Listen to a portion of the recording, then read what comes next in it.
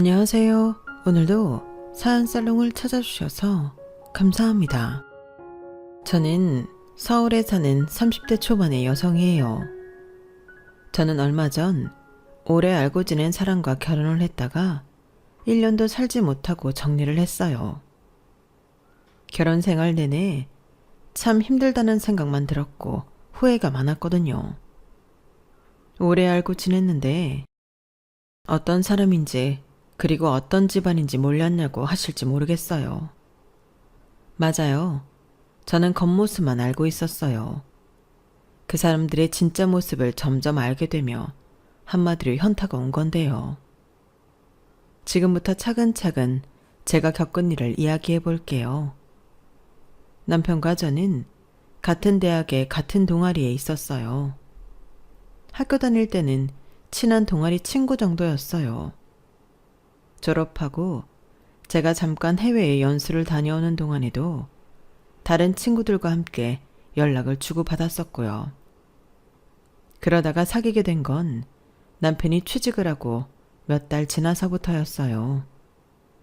저는 2년 전 취직해서 먼저 회사를 다니고 있었죠. 취직했다고 친구들 불러 술 한잔 산다고 해서 만났는데 남편 회사가 저희 회사랑 같은 지역에 있더라고요. 야, 혜영이 이제 자주 볼 수 있겠는데? 물론 네가 만나줘야 되는 거지만 뭐 서로 시간 맞으면 만나는 거지. 만나주고 말고가 뭐 있냐? 연락해. 가끔 저녁이나 같이 먹자.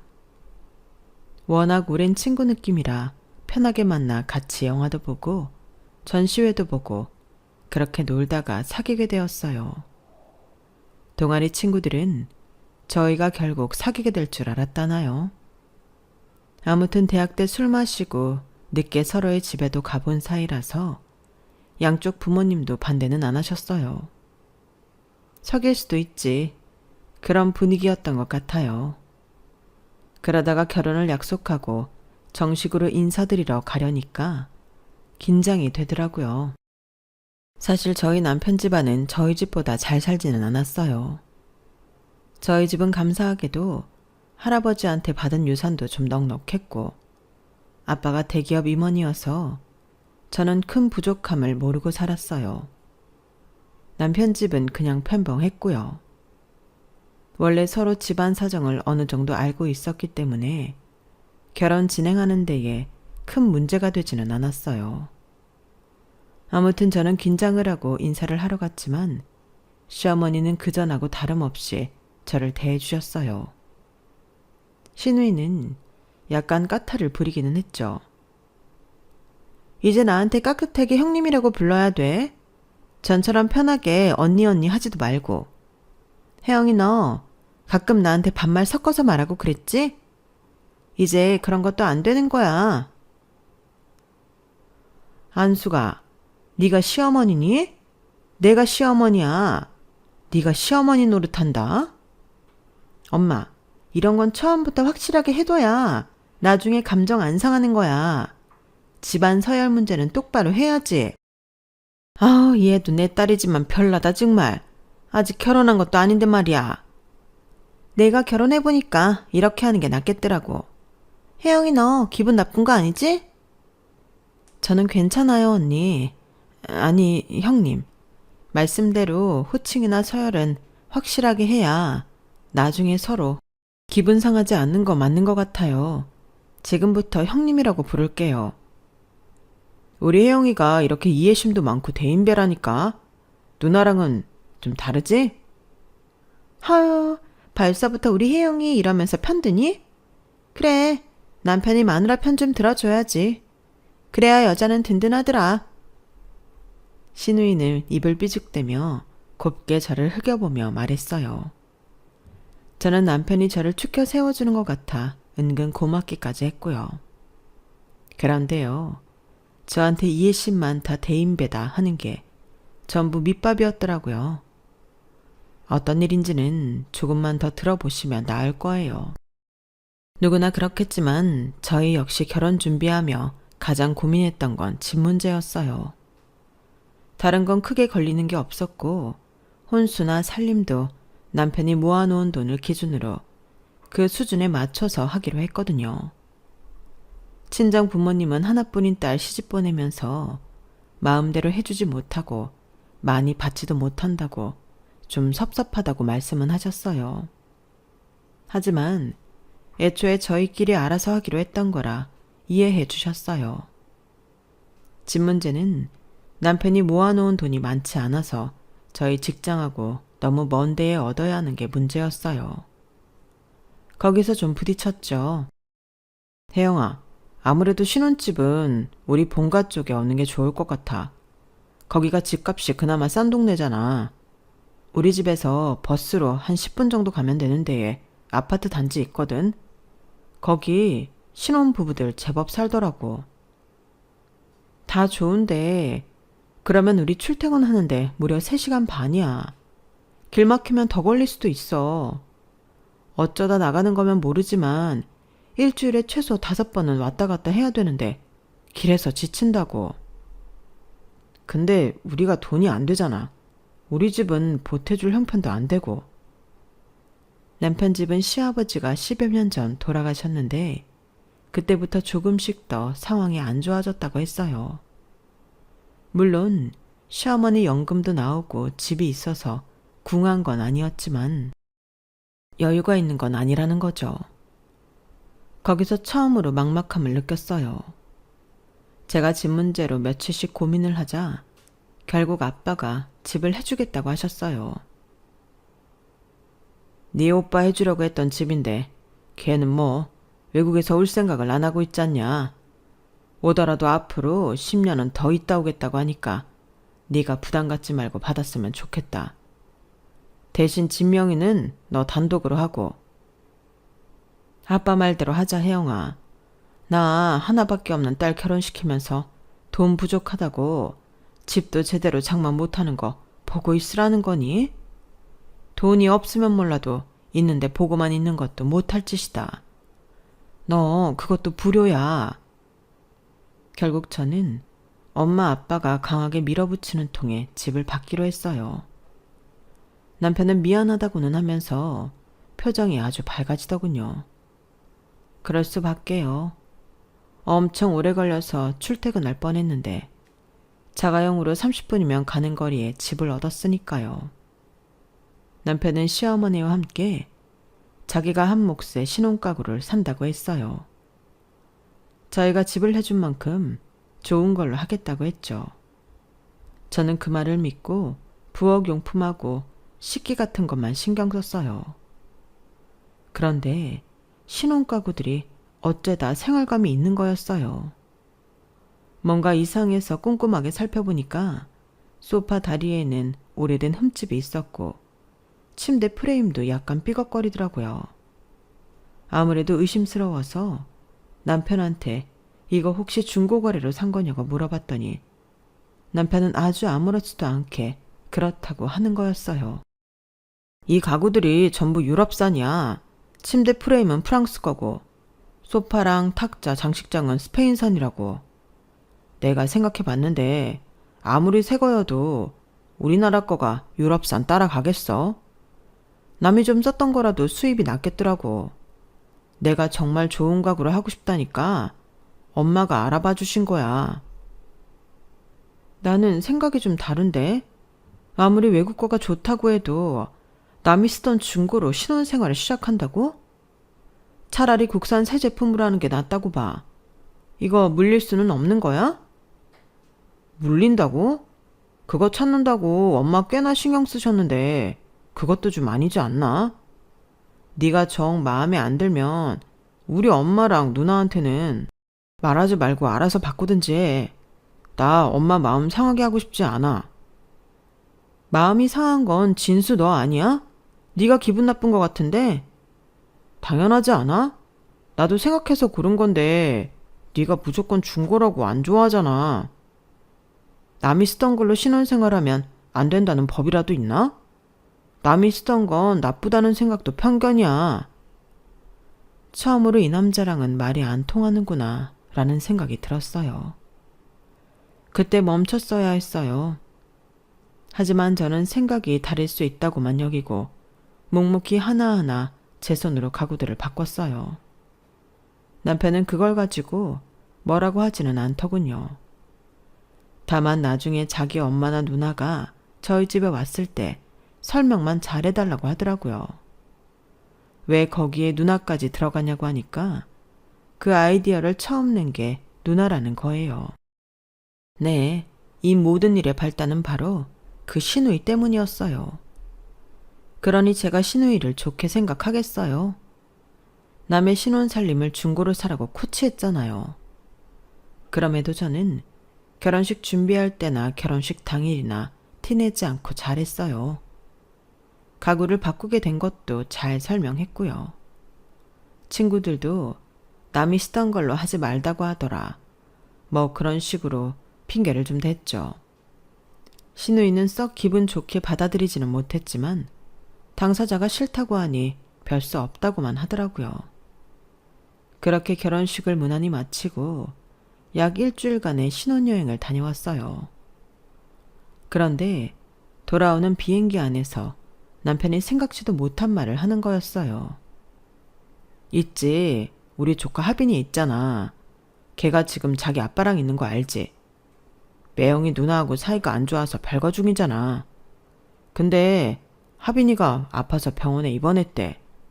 누나가 매일 들여다 봐야 하는데 마침 병원이 우리 집하고 멀지 않더라고. 누나가 지금 따로 방 잡아서 지낼 돈이 있는 것도 아니고. 그래서 우리보다 먼저 엊그제 집에 와 있거든? 그러니까 보면 그냥 웃으면서 인사 잘해줘. 우리 집? 우리 신혼집 말하는 거야? 아니, 우리도 들어가서 살기 전에 그 집에 들어가 있다고? 제가 너무 어이가 없어 언성을 높이니까 남편은 주변을 살피며 쉿하며 조용히 하라고 하더군요. 어쩔 수 없잖아. 하빈이가 아파서 매일 들러봐야 된다는데 있을 만한 곳이 없고 엄마는 경기도 광주 쪽으로 이사 가셨잖아. 저희가 결혼하기 몇 주 전 시댁이 이사를 가기는 했어요. 그렇다고 저한테 한마디 상의도 없이 시누이를 신혼집에 먼저 머무르게 하는 결정을 하다니 솔직히 많이 기분 나빴죠. 저는 집에 올 때까지 말 한마디 하지 않았어요. 그럴 수밖에요. 누가 그 상황에서 말을 하고 싶겠어요. 남편은 제 눈치를 보며 자기 누나랑 잘 지내달라고만 하더군요. 저한테 미안하다는 말은 하지도 않는 거였어요. 더 가관인 것은 집에 갔더니 시누이가 거실을 온통 어지르고 과자를 먹으며 TV를 보고 있는 거였어요. 정말 아들이 아파서 걱정되는 게 맞나 싶을 정도로 태평하더군요. 게다가 저를 보자마자 밥을 차려달라고 하지 않겠어요? 형님, 죄송한데 저희 비행기 타고 장시간 와서 너무 피곤해요. 저는 밥 생각도 없고요. 형님이 진수랑 같이 배달시켜 드세요. 저는 그렇게 말하고 쌩하니 방으로 들어와 버렸어요. 그런데 저희 침대에서 잤는지 이불이니 베개니 제자리에 있는 게 하나도 없더라고요. 저는 너무 속상해서 바로 씻고 잠들어 버렸고 남편은 제 옆에 올 엄두가 나지 않았는지 소파에서 잤더라고요. 시누이는 그런 제가 못마땅한 것 같았지만 뭐라고 하지는 않았어요. 솔직히 자기가 뭐라고 할 입장은 아니었죠. 그런데 일주일이 지나도 보름이 지나도 시누이가 갈 생각을 안 하더라고요. 형님, 하빈이 아직도 병원에 있어요? 어디가 아픈 거예요? 많이 아픈 거면 저희도 병문안 가봐야죠. 그게 아니면 언제까지 이렇게 계실 건지 말씀해 주세요. 계속 저희랑 있을 수는 없잖아요. 어머, 올케 지금 나더러 나가라 이 소리야? 하빈이 들먹이면서 나 내쫓으려는 거? 내가 뭘 그렇게 불편하게 한다고 그래. 나 밥 안 차려준다고 뭐라고 하기를 했어. 내가 살림 못한다고 타박하기를 했어. 하는 말들이 하도 같잖아서 진짜 한마디 해야겠다 싶었는데 문자를 보더니 자기 나가야 된다며 바로 가버리더라고요. 저는 그것도 수상했어요. 잔뜩 꾸미고 나가는 게 절대 병원에 아들 보러 가는 사람 같지는 않았거든요. 시누이가 뭐라고 다니는지는 주말에 알게 됐어요. 근데 웬 모르는 사람이 찾아와서 신우이를 불러냈으니까요. 은선이 있어요? 근데 어머님은 안 보이시네요.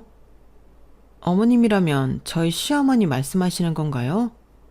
아, 집에 와 있다던 동생네군요. 제가 무슨 말인지 몰라 어리둥절하는데 남편하고 신우이가 나왔어요. 남편은 얼른 그 남자에게 아는 척을 하며 인사를 했고 신우이는 그 남자하고 바로 나가버렸어요. 우리 신혼여행 갔을 때 어머니도 와 계신 거지? 진수 너도 저 남자랑 아는 것 같은데 다 모르게 대체 무슨 일들을 하고 있는 거야? 일들을 하고 있다니 그런 거 없어. 저 남자는 누나가 만나고 있다고 전에 소개해줘서 얼굴만 아는 거야. 그리고 엄마도 하빈이 병문안 간다고 하루 정도 와 계셨던 것 같아. 자세한 건 나도 몰라. 엄마가 자식 집에 올 수도 있는 거잖아. 너무 깊게 생각하지 마. 라며 남편은 더 이상 말을 하지 않으려고 하더라고요. 그러더니 친구랑 약속이 있다고 나가버렸어요. 이것저것 의심스러운 게 많아 그날 신우이가 들어온 후 와인과 치즈를 주면서 슬쩍 떠봤어요. 자기가 좋아하는 걸 차려주니 신이 난 신우이는 술술 다 풀더라고요. 내가 하빈이 아빠랑 찢어지고 얼마 안 돼서부터 만나는 남자인데 변호사다? 대단하지? 이혼 전문 변호사이고 선배랑 같이 하고 있는데 곧 확장 이전할 거래. 저는 얼굴도 본 적 없는 신우이 전 남편은 한의사라고 했는데 딱 봐도 직업 보고 사람 고르는 게 느껴지더군요. 신우이가 외모는 누가 봐도 한번 다시 돌아볼 정도로 몸매도 좋고 세련되게 생겨서 남자들이 좋아할 만했어요. 그러니까 올케도 좀 협조해. 나라고 이렇게 올케 눈치 보며 여기 있는 게 좋겠어? 근데 내가 잘 되면 뭐 나만 좋은가? 우리 집안 전체가 다 좋은 거잖아. 우리 명석 씨 지금 여기가 내 집인 줄 알거든? 엄마가 나한테 해준 걸로 알고 있어. 그러니까 그 사람 올 때는 좀 그런 척 해줘. 올케랑 진수가 들린 걸로 해달라고. 근데 그거 사기 아니에요? 그렇게까지 해야 그 변호사라는 분하고 잘 되는 거예요? 제 말에 남편이 끼어들며 한마디 했어요. 혜영이 넌 무슨 말을 그렇게 하냐? 이게 어떻게 사기야? 누나 좀 있어 보이게 해주자는 거잖아. 누나가 그 사람하고 잘 되고 싶어 하니까 우리는 가만히만 있으면 되는 거야. 그러니까 그게 사기지 뭐. 두 사람하고는 말이 안 통하겠네요. 저는 그 남매를 피해 자리에서 일어났어요. 시어머니가 신혼여행 간 사이에 여기 와서 자기가 사준 집인 척 했으면 뻔하죠. 시어머니랑도 말이 통하지는 않을 것 같았고 저는 이런 상황이 너무 싫기만 했어요. 그래서 며칠 후 마음 먹고 신우이한테 통보를 했어요. 형님이 좋아하는 남자랑 잘 되는 거 저도 좋아요. 그런데 그건 형님 인생이고요. 저는 사실 제가 신혼 첫날부터 이렇게 시댁 식구하고 같이 살아야 된다고는 생각도 못 해봤어요. 여기는 엄연히 제 집이고요. 저는 남편하고 단둘이 오롯이 신혼생활 만끽하고 싶거든요. 저의 그런 바람이 욕심인가요? 다들 그렇게 하잖아요, 형님. 지금 저희 집에 2달 가까이 지내고 있어요. 하빈이 아파서 왔다고 하셨는데 형님, 하빈이는 신경도 안 쓰시는 것 같고요. 그러니까 이제 슬슬 가주셨으면 해요. 여기로 남자친구 부르실 생각 있으시면 그날만 오시면 되고요. 제가 그 정도는 협조해 드릴게요. 제가 딱 부러지게 말하자 신우이도 남편도 말을 못하고 서로 얼굴만 쳐다보더라고요. 저는 대체 이 남매가 무슨 꿍꿍이인지도 알 수 없었어요. 제가 정말 오랜 친구로 알고 지냈고 그러다가 너무 좋아서 결혼한 남자인데 이런 면이 있을 줄은 꿈에도 몰랐고요. 그런데 바로 다음 날 시어머니가 찾아왔어요. 예, 나 여기 며칠 있다 가려고 한다. 하빈이는 잘 치료받고 회복해서 학교 잘 다닌다더라. 그래도 손주 얼굴 한번 봐야지. 그리고 우리 은선이 입을 옷도 좀 사주고 남자친구도 보려고 해. 아니요, 어머니. 형님하고 같이 가주세요. 저희 집이 여관도 호텔도 아니고요. 그렇게 오래 지내시는 거 저 불편해요. 제가 어머니한테 인사드리러 안 가는 것도 아니잖아요. 그리고 이 집, 제 명의의 제 집이에요. 그런데 왜 이게 어머니가 사준 형님 집인가요? 그거 장단 맞춰달라고 하시는 거면 최소한으로 그 남자분 오실 때만 그렇게 해드릴게요. 하지만 저도 더는 양보 못하겠어요. 예, 우리 은선이 결혼할 때까지만이라도 좀 네가 참아줄 수 있는 거 아니야? 우리 집 그 먼 데서 방 둘의 좁은 거실에 화장실 하나인 집을 보여줘 봐라. 그런 남자가 우리 은선이랑 결혼하겠다고 하겠어? 그러니까 최소한의 협조 해드리겠다고 하잖아요. 여기서 계속 지내실 이유가 되는 건 아니죠. 그 남자가 계속 여기에 오거나 저희를 지켜보고 있는 게 아니잖아요. 은선이 남자친구가 갑자기 찾아올 수도 있잖아. 나 니네 신혼여행 갔을 때 여기 우리 집이라고 걔 밥까지 차려 먹여서 이제 와서 아니라고 말 못해. 그러니까 아직 저희 쓰지도 않은 그릇이며 숟가락 젓가락이며 다 쓰셨다고요? 냉장고에 저희 엄마가 채워놓은 재료도 먼저 쓰셨겠네요? 아니다. 그거는 내가 사다가 차렸어. 니들이 갔다가 오는 시간이 있는데 사부인이 냉장고 채워놓은 건 니네 오는 날 아침이었을 거다. 맞지, 은선아? 그날 아침에 배달 왔었어. 진짜 이 사람들은 자기들 잘못을 하나도 모르고 자꾸 엉뚱한 소리만 하더군요. 저는 이렇게는 안 될 것 같다고 단호하게 말했고, 그러자 시어머니는 그럼 자기가 우리 집에 머물지 않으면 되는 일 아니냐며 바로 가버리더라고요. 시누이는 계속 데리고 있으라는 거죠. 뻔뻔한 시누이는 나갈 생각을 하지도 않았고요. 그런데 더 기가 막힌 건 남편이 저 모르게 제 명의를 도용해서 신혼집 담보로 대출을 받았다는 거였어요. 남편 핸드폰에 대출 명세서가 도착한 걸 보고 알아본 결과였어요. 남편은 그 돈을 시누이한테 좋다고 실토했어요. 누나가 결혼하려면 자금이 있어야 하잖아. 누나 남친이 자꾸 통장에 얼마 있는지 보려고 한다더라고. 그래서 내가 통장에 넣어줬어. 자그마치 1억을? 그래서 그 남자가 형님하고 결혼한대? 시누이가 거실에서 저희 말을 들었는지 바로 방으로 들어오더군요. 울기 진짜 되게 떽떽거린다. 내가 잘 되는 게 그렇게 배 아파? 내가 돈 있는 거 보고 명석 씨가 결혼 생각해보자고 했어. 그럼 됐어? 그래, 혜영아. 일이 잘 되면 돈은 다시 우리가 돌려받을 거야. 대출 받은 거 내가 착실히 갚고 있으니까 걱정하지 마. 착실히? 그래서 너 돈 없다고 우리 생활비 통장에 돈 안 넣는 거였어? 그러면 착실히가 아니지. 나 믿고 일 저지른 거잖아. 어떻게 나한테는 한 번도 상의를 안 하고 이렇게 다 마음대로야? 엄연히 내 집인데 그걸로 대출 받는 것까지 날 속였잖아. 아, 진짜 지명이 되게 따지고 드네. 좋은 말도 한두 번이라고 했는데 옳게는 듣기 싫은 말을 꽤 여러 번 하는 재주가 있다. 사람들 정남이 떨어지게 하는데 일가견이 있나 보네.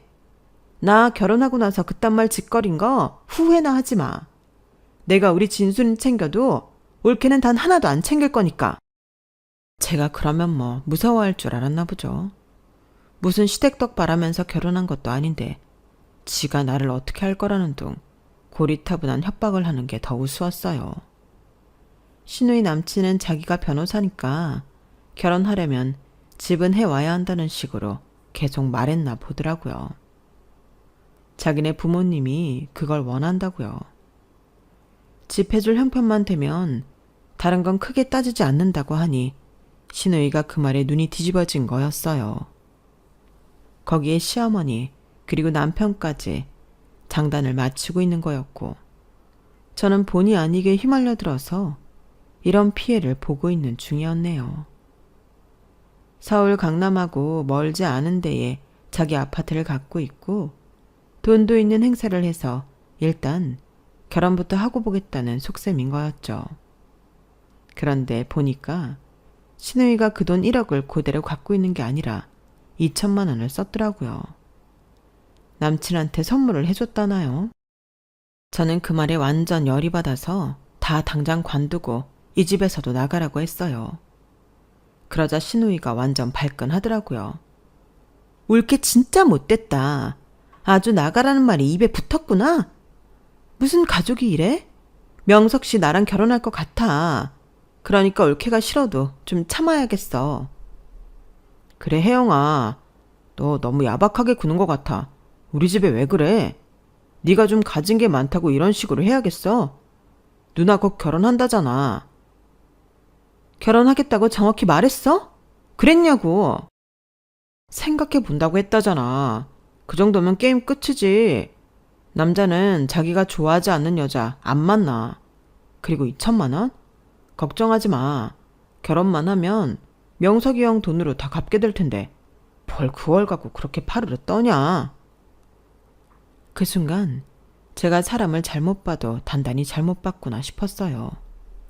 남매가, 아니 시어머니까지 셋이 어찌나 똑같은지 황당하기 그지없었어요. 저는 돈이 많고 적고가 사람을 이상하게 만든다고 생각하지 않아요. 돈이 많은 사람 중에도 이상한 사람이 좀 많아요. 제가 남편이 좋았던 건 소탈하고 상식적이고 평범했기 때문이었는데 지금 보는 그 사람은 전혀 아니었어요. 자기 욕심을 채우려고 거짓말도 서슴지 않고 없는 것도 있는 것처럼 뻥튀기 하는 인간이었네요. 게다가 남편은 하지 말아야 할 말까지 하고 말았어요. 있는 집 여자랑 결혼하면 좀 더 너그러울 줄 알았는데 그것도 아니네.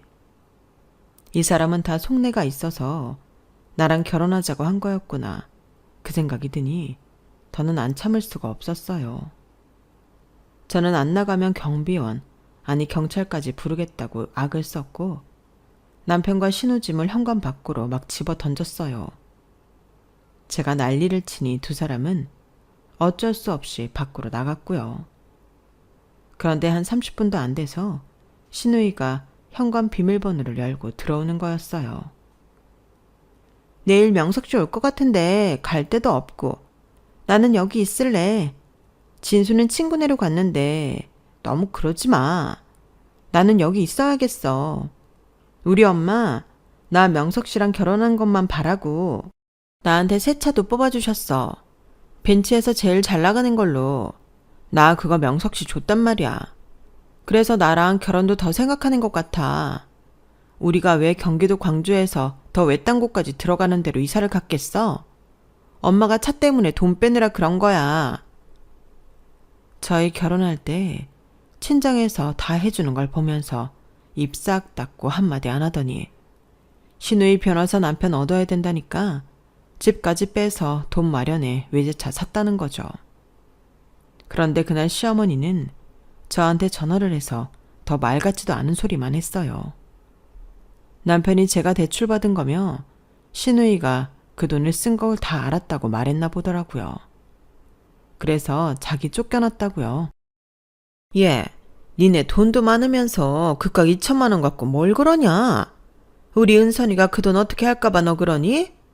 얘, 정 안 되겠으면 친정에 말해서 갚으면 되잖아. 돈 많은 친정 뒀다가 뭐 하려고 그래? 돈 가지고 사람 너무 섭섭하게 하는 거 아니야. 변호사가 집안에 들어와 봐라. 집안 격이 달라지는 거야. 저는 그게 이 사람들의 진짜 속내라는 생각이 들었어요.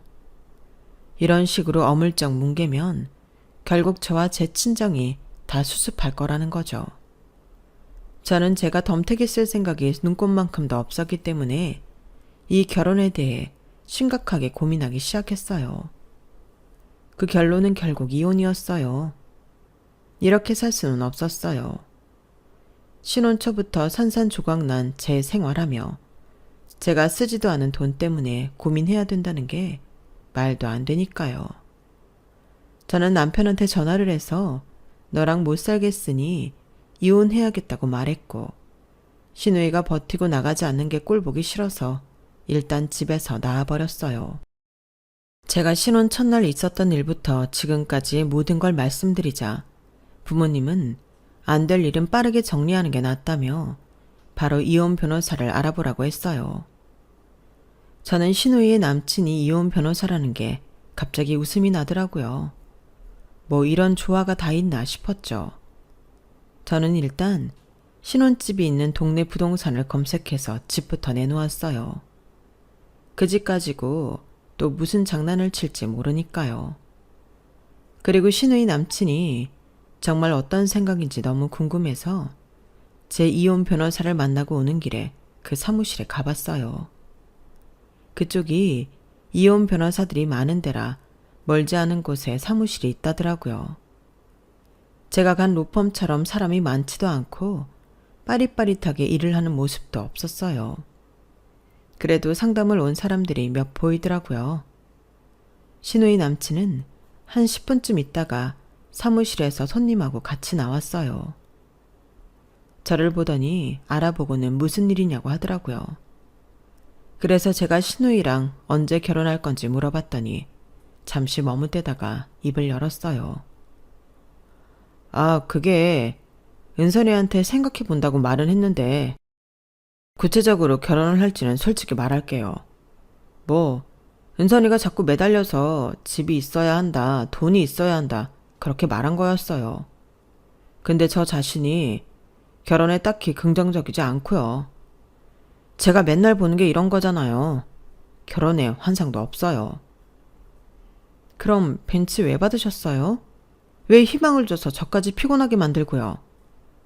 아니, 제가 뭐 받고 싶다고 했나요? 무조건 저 타고 다니라고 손에 차키 쥐어주잖아요. 그거 안 받을 이유 있어요? 그리고 제가 왜 그쪽한테 피해를 줬나요? 저는 그런 적 없어요.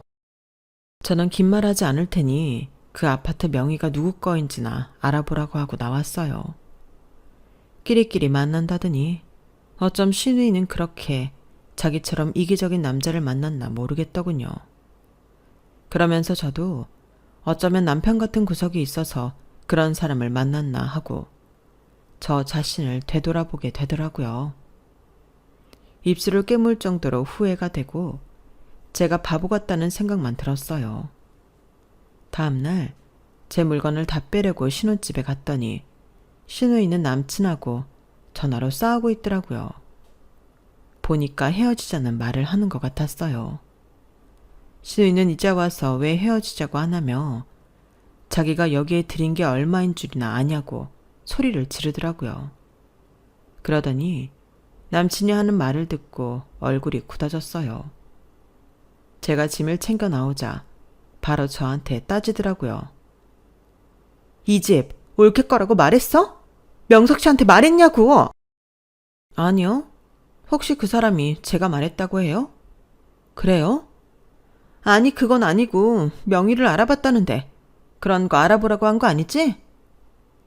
저는 아무 말도 하지 않고 집을 나왔고 그날 저녁에 시어머니한테서 전화가 왔어요. 예, 너는 남편하고 싸웠다고 그렇게 친정으로 가버리면 어떡하니? 그런 거 버릇되면 얼마나 안 좋은 줄 알아? 당장 집에 들어가. 이게 뭐 하는 짓이냐? 저 더는 같이 안 살 건데 뭐 하러 가요? 저 이혼 소장 접수하고 왔어요. 제 말에 충격을 받았는지 시어머니는 말없이 전화를 끊었어요. 그러더니 다음날 저희 친정집으로 찾아왔더라고요. 아니, 사돈분들도 그래요. 애가 이렇게 철없이 이혼한다고 그러면 말리셔야 되는 거 아닌가요? 어떻게 넙죽 딸애를 받아주고 변호사 찾아가는 걸 말리지도 않으세요? 어른들이 이러면 안 된다고 봅니다. 사부인은 제 딸의 집 갖고 따님이 장난치는 것도 다 참으라고 했다면서요. 진수는 제 딸 속이고 대출까지 받고요. 그 돈을 따님이 또 썼다던데요. 그거 우리 보고 갚으라고 하셨다면서요. 어른이 그러시면 안 되죠. 저희는요, 우리 딸 더 고생하기 전에 이혼하는 거 100번 찬성합니다. 아니, 돈 있는 집에서 사위도 돕고 사돈도 도울 수 있는 거 아니에요? 참 매정들 하시네요. 없는 사람들이라고 막 무시하는 거죠? 아니요. 차라리 솔직히 말하고 같이 상의를 했더라면 저희도 화가 나지 않았을 거예요. 그리고 어디서 돈을 저희는 거저 얻은 줄 아세요? 저희 선대가 열심히 노력해서 모아놓은 거고 저희 바깥 양반이 평생 열심히 일해서 쌓아둔 거예요. 그건 생각 안 하고 돈 있는 집 없는 집 구분하시는 건 너무 편견 같습니다. 저희는 그 돈, 우리 딸이 쓰지도 않은 돈 못 갚습니다. 시어머니는 아무 말 없이 돌아갔어요. 하지만 그냥 돌아간 건 아니었어요. 바로 제 신혼집으로 갔더라고요. 그리고 보란 듯이 문자를 보냈더군요. 나 당분간은 우리 은선이랑 여기 있어야겠다. 집까지 가기에도 너무 멀고 웬만하면 여기서 지내야겠구나. 네가 이렇게까지 모질게 굴며 집까지 팽개치고 나갔으니 이 집 필요 없단 뜻 아니냐? 은선이랑 나는 여기 있을 만큼 있을란다. 그런데 시어머니 시누이 그리고 남편이 모르는 게 하나 있었어요. 제가 집을 금매로 시세보다 싸게 내놓아서 바로 들어오겠다는 사람이 있었거든요. 말할 틈이 없어 지나갔는데 그걸 모르고 여기서 살겠다고 하니 웃음밖에 안 나오더라고요. 저는 아무 말도 하지 않고 가만히 있었어요. 보아하니 집에서 나갔던 남편까지 돌아와서 셋이서 거기 있나 보더라고요. 그렇게 한 달을 내버려 뒀어요. 어차피 한 달 후면 그 집주인이 이사 들어올 예정이었으니까요. 그리고 한 달이 지나고 제 핸드폰이 불이 나게 전화가 오더군요. 남편의 시어머니 시누이까지. 제가 전화를 안 받으니까 남편이 저를 직접 찾아왔어요. 야, 너 이거 뭐야? 그 집에 누가 이사 들어온다면서 안 나갔다고 뭐라고 하던데? 그래서 내가 짐 다 뺄 사람 보내겠다고 했어. 사람 안 갔어? 너 왜 그 집 팔렸는데 말도 안 하고 있었어? 우리 매기라고 한 거지. 돈에는 나한테 언제 말 한마디 했어? 나한테 말하고 일 다 저질렀냐고. 근데 내 집 파는데 내가 왜 얘기해줘야 돼? 애초에 자기 집도 아닌 데에서 자기네 것처럼 하고 산 사람들이 문제 아니야? 나한테 더 따질 거야? 그럼 경찰서 갈까? 변호사 부를까? 누가 맞다고 하는지 볼래? 제 말에 남편은 아무 말도 못하고 씩씩거리다가 돌아갔어요. 세 사람은 어쩔 수 없이 그 집에서 나와 멀리 떨어진 자기네 집으로 갔다고 하네요. 그리고 그 다음부터는 저더러 이혼만은 하지 말자며 사정하는 문자가 오기 시작했어요. 저는 시댁 식구들 번호를 전부 차단해버렸고 6개월 후 저희 승소로 이혼 소송은 끝이 났어요. 시누이는 벤츠차를 남자한테서 돌려받으려고 꽤나 애를 썼나 본데 시누이가 안 받겠다는 걸 주는 걸 본 사람이 있었고 그렇게 받은 선물은 당사자가 돌려주기 싫다고 하면 안 돌려줘도 되나 보더라고요. 그래서 결국 못 받고 끝나버렸다고 해요.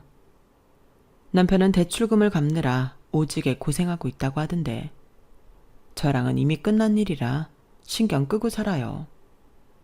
정말이지 다시는 결혼하고 싶지 않을 정도로 치가 떨리는 사람들이었어요. 여러분은 이런 사람들과 계속 살 수 있으실까요? 이제 겨우 마음을 진정시키고 있는 저에게 따뜻한 위로의 말씀 해주시면 좋겠네요. 그럼 끝까지 들어주신 분들 모두 감사드리고 매일 행복하시길 바랄게요. 여러분, 사연 댓글에 응원과 현명한 조언 부탁드려요. 좋아요와 구독은 저에게 큰 힘이 됩니다. 오늘도 좋은 일 가득하세요.